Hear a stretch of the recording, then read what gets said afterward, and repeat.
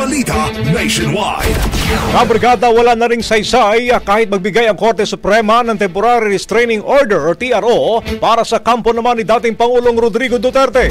Itong sinabi ni Counsel to International Criminal Court Complainants Attorney Nery Colmenares kasunod po ng hindi pagbibigay ng TRO ng Korte Suprema para pigilan na pag-aresto kina dating Pangulong Duterte.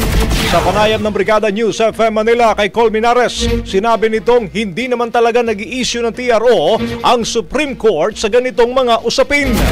Wala rin na niyang karapatan ng dating Pangulo na humiling ng TRO dahil may warrant ito.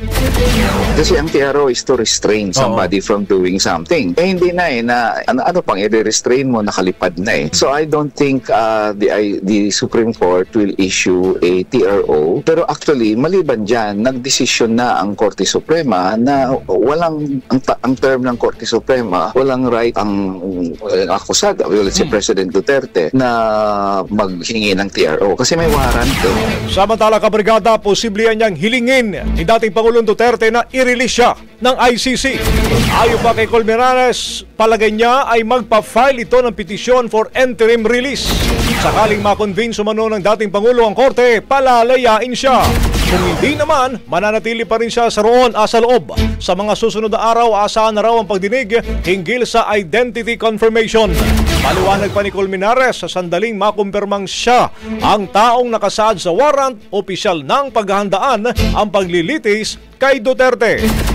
Dadalhin siya sa korte na nag-issue ng warrant. Yun ang rule dito sa Pilipinas at ganun din sa ICC. So, kaya nga siya dinala sa ICC kasi yun ang nag-issue ng warrant. So, i-confirm yun. At pag na-confirm na siya ngayon ang nakalagay sa warrant, then pasok na rin yung pag-prepare for the trial kung sakaling mag-file ang prosecutor ng kaso sa kanya. Ang tinig ni Counsel to International Criminal Court Complainants Attorney Nery Colmenares.